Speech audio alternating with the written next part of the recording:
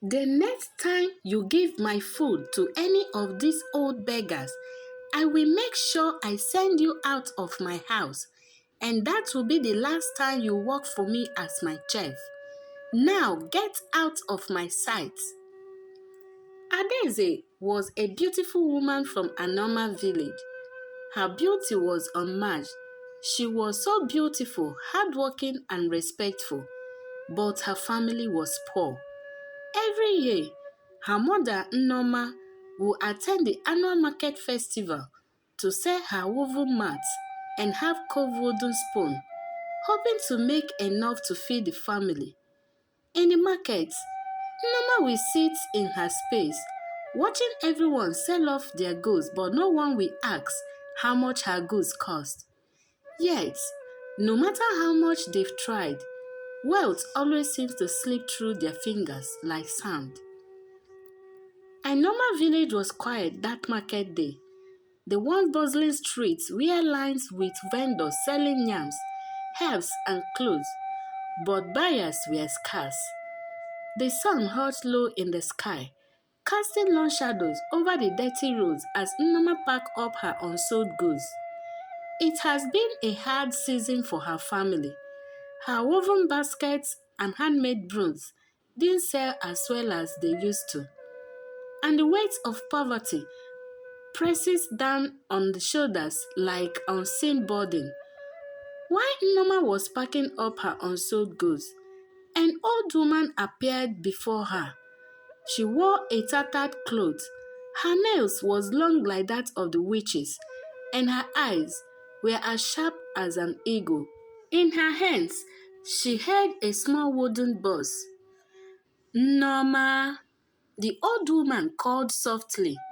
I see your struggle, but I came with something that can change your family's fate. Only if you can keep the rules guiding it. Curious, Norma looked at the box inside the old woman's hand. What is this, Mama? She asked, her voice filled with both fear and hope. The old woman opened the box to reveal a single build, glowing firmly under the sun. It was no larger than a cowrie shell, yet it radiated so much that it filled the air around them. This, said the old woman, is the bead of fortune. Whoever wears this bead will attract wealth and prosperity, but only if they wear it with a pure heart. Remember, greed will turn this blessing into a curse. Norma hesitated. She had heard of strange things happening in the village, but had never believed in such tales. However, desperation hugged at her heart. What if this bead could change their lives? How much is this bead, Mama? She asked. The old woman smiled mysteriously. It is not for sale, my child. I gave it to you freely. But remember, do not let greed darken your heart, or the bead will turn against you. Norma accepted the bead and hurried home. She gave it to Adeze, her daughter, telling her to wear it and pray for their fortune to change. Weeks after wearing the bead, it seems like nothing happened. But soon, words of Adeze's beauty spread far and wide. Wealthy suitors from neighboring village came to offer gifts, gold, and land in exchange for her hand in marriage. Nana couldn't believe her luck. The family's fortune soared. They moved from a mud house to a beautiful mansion, well furnished with maids and fleets of cars. Adeze married a wealthy businessman, and soon her mother and brothers lived in a grand house with servants, far removed from the life of poverty they once knew. But as the wealth grew, so did Nnoma's greed. She began to hoard the riches, refusing to help those in need. Neighbors who came to her for help were turned away, and she became obsessed with growing her fortune. Even when her chef tried to help an old woman who came to beg for food, she collected the food, poured it away, and warned the chef never to give out her food and threatened to fire him. She forced Adaeze to keep wearing the bead at all times, despite Adaeze overgrowing it. One night, Adaeze had a dream. In it, the old woman from the market appeared. Her face turned. The bead has given you all it can, Adaeze, but your mother's greed is corrupting its power. If she does not change, the fortune you have gained will vanish as quickly as it came. Who are you? Adaeze asked, but the old woman didn't reply. Rather, she was shouting on top of her voice, "Warn your mother! Warn your mother! Warn your mother!" And she disappeared. Adaeze woke up, her heart heavy.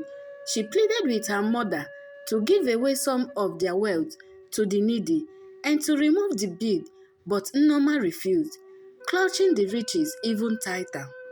Weeks after, Adaeze had another dream. The old woman appeared to her again, but this time in a very dark area. She told Adaeze that they are going to lose everything by morning. Adaeze tried to beg old woman on behalf of her family, but the old woman disappeared. She woke up with tears and heartbreak. Early that morning, strange things began happening. Nneoma received a call that her warehouse was on fire. All her goods got burned. The servants began leaving one by one, and soon, Adaeze's wealthy husband lost his business in a sudden downtown. Adaeze, in her anger, quickly rushed to her mother. "Are you happy now? I begged you to give us some riches to the poor and needy, but you refused. Now see where we are. We are gradually going back to zero. I'm sorry, Adaeze. I never knew it would get to this point. Don't sorry me, mother. You are greedy and wicked. Let me warn you for the last time. I don't want to see you anywhere close to my house again." In her desperation, Nneoma rushed to the old market woman, hoping to find a way to reverse the cause. But the old woman was nowhere to be found. In the market square, people whispered that Nneoma's family has been cursed by their greed. Realizing her mistake, Nneoma ran back home and begged Adaeze to remove the bead. Adaeze hesitated, but eventually she took it off and buried it beneath a large tree at the edge of the village. From that day on, the family's life returned to normal, but they had lost all the wealth they once had. Adaeze and her husband rebuilt their lives with hard work, no longer depending on the bead for their fortune. Nneoma, humbled by her experience, became known as a generous woman who shared what little she had with the villagers. The bead of fortune remained buried beneath the tree, a reminder to all who passed by that wealth gained without a pure heart was nothing more than an illusion. And so, Anioma village learned that true fortune comes not from magical beads, but from kindness, generosity, and hearts free of greed. Thank you for tuning in. Don't forget to smash the subscribe button. Remember to turn on the notification bell so whenever we post new videos, you will be the first to be notified. Share this video to your friends and family. Also comment on the comment section and give this video a like. See you in the next video. Bye.